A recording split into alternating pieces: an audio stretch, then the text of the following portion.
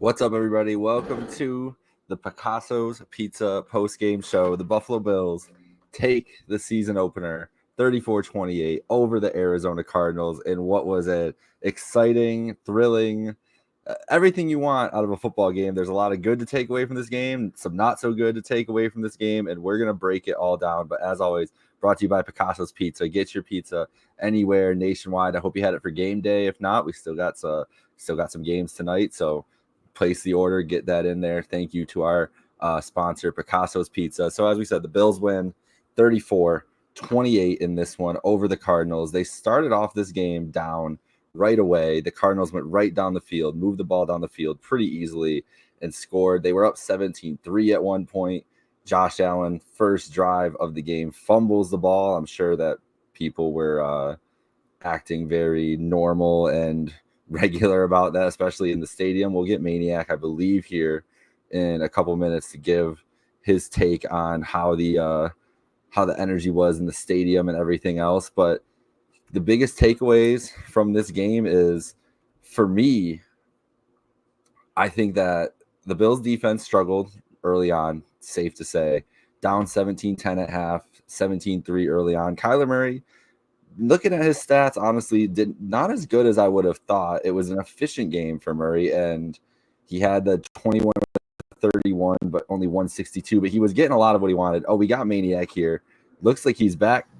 That's a quick look at you. I zoomed. Wow. Yeah, you must have been like the first person out of the lot. This is record time for. I was busting it. I'll let it go. I got to get my water buffalo hat showing, but for sure, not how you want to do it, but you don't get style points. 1-0 is 1-0. So I'm jumping in with that. I know you sounded like you were kind of talking about the polishing and everything. Where are you at right now? What are you feeling after this exactly 6-point win?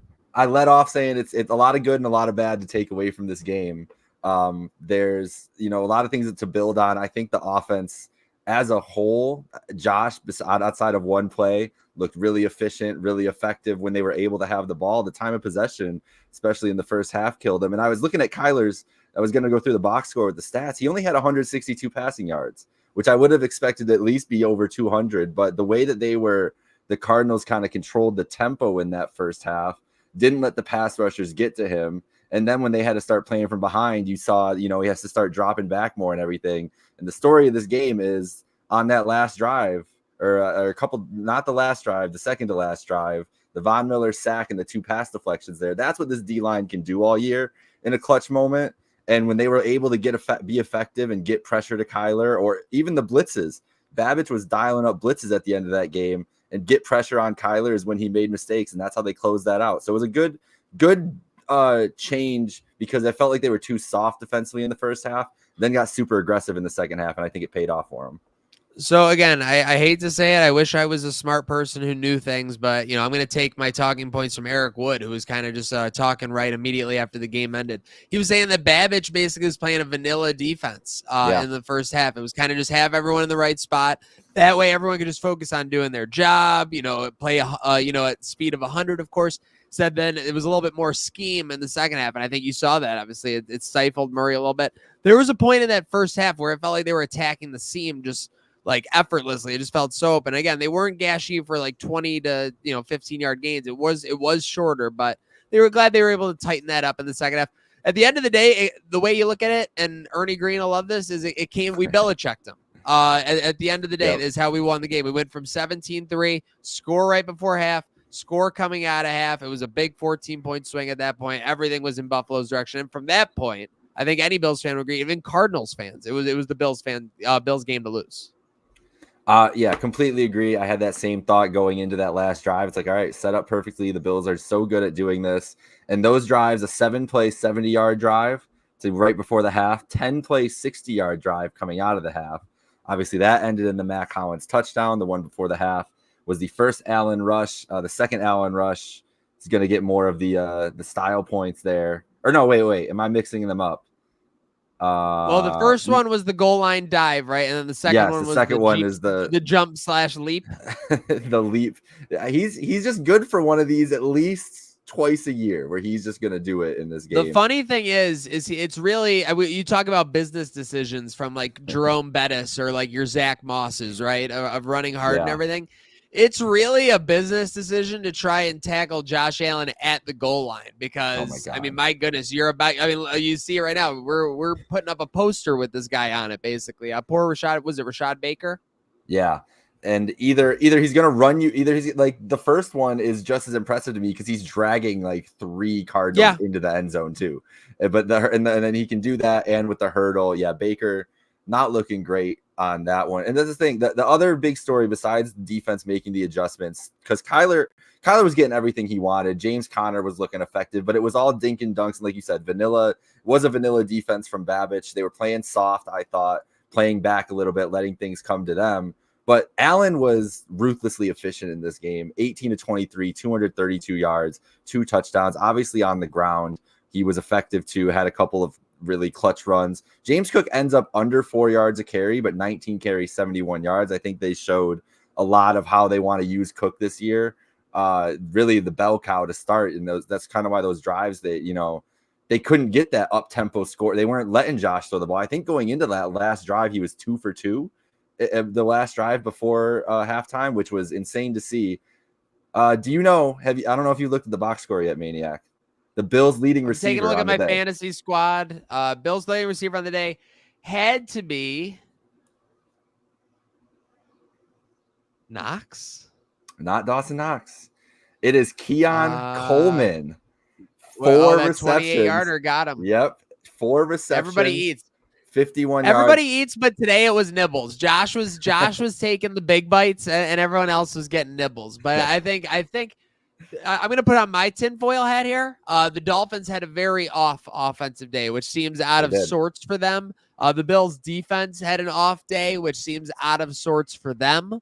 Is this potential little chess match with, McDaniel, McDermott? We're looking at what, the 5th matchup between these two coaches, or 6th matchup in basically 2 years and a week. So I think that, there's a hesitancy to put anything on film. You never overlook an opponent, but I think clearly the Dolphins and Bills would have liked to both win by more today, and instead they'll be looking for Thursday. I think they were keeping some stuff off film. It's a great point. Great point. That's the bigger game with the division, and obviously for the Bills in the conference too. If you lose this one, it sucks, but to an NFC team, not the worst thing.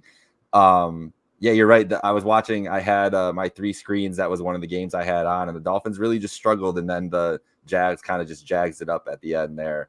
But yeah, it'll be interesting to see. Good matchup on Thursday night. These teams, like I said, a lot to work on for both of them, but a lot of good to take from it. The thing with those, you said the nibbles and everything too. The chunk plays through the air. Yeah, Keon 8-28 his long. Khalil Shakir, his long catch was 19. Cook had a long of 25. Knox had the 23-yarder. Valdez Scantling with a 19-yarder. Like, these are all big chunks through the air on all these plays, and no one over. Keon had the most catches and most yards at 4 catches. Like, that's insane. When you look back on this game, knee-jerk reaction, are you happy with Keon Coleman's debut? Yes. I'm happy with his debut too. And it's so funny. Just like we have that one friend who always takes the last slice of Picasso's pizza. I had that one friend in the group chat who's like, he didn't get any separation today. Dude, well, the guy showed that he doesn't need separation to be successful. You know what I mean? So obviously, yeah. Would you like to see him running wide open with 5 yards of separation across the middle? Of course, but that doesn't seem like his game. It seems like that's what they were trying to establish with Kincaid, with Knox, with that kind of going. It seemed like the running backs over the middle. It seemed like the wide receivers had more to the side. But we'll see again. What did Coach Joe want to put on film? What was the mentality there? Off course, you never look ahead, but you always take 1-0. And I think we're in the new reality of being a Bills fan where, it's kind of like lackluster when they start first off, starting 17-3. How many teams in the league come back from that? How many teams in the league are an even money live bet at that point on, a FanDuel, for example? Did you have any doubts personally when it's 17-3 that they could pull that game out? I didn't. It was kind of comical. Yeah, there was a little leaking, just because they were so mundane. But at any point, I just know that the switch can flick. That's just the nature of the modern day NFL. And you knew that the switch could flip, and it seems to do so late in the second quarter and then leaked into the third quarter. There was a point between the second and third quarter, I'm pretty sure, where they scored 21 points in less than 15 minutes. Yes, they did. So you're talking about like an 80-point pace. So that was crazy. But yeah, and then I think you alluded to at the beginning, and I got to circle back to it, to be fair. Von Miller That's a role play. You talk about making plays. Every play in an NFL win that's less than a touchdown counts. And so you get a sack when you can put one on the board from Von Miller's standpoint.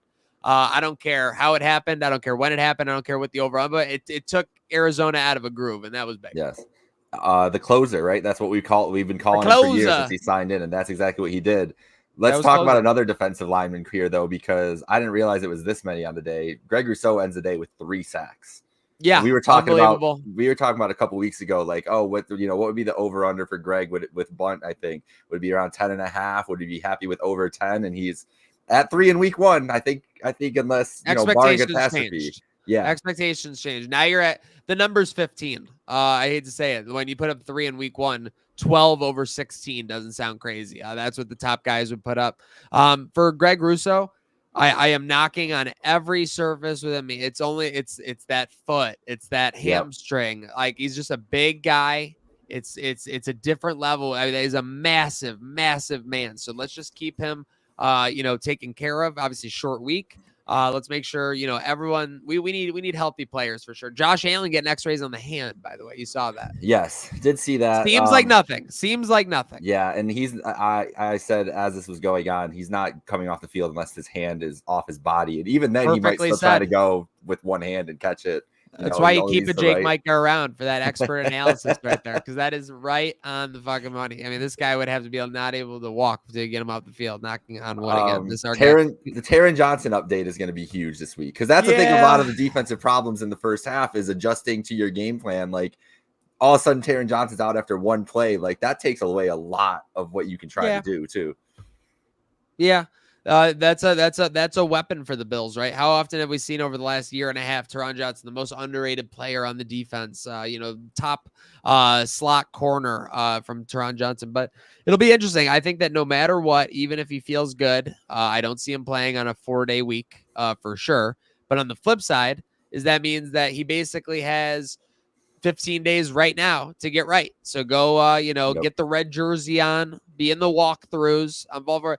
Listen, at this point, the fact that you won this game bought you the luxury to be able to do that. And again, would I love Taron Johnson's play? Absolutely. I hope he's well enough. I hope that this is a precautionary pull, that he feels something. I hope that it's not like a 4 to 6 week thing. I hope it's not 6 to 8 week thing. Knocking on wood here again. I'll do it every time.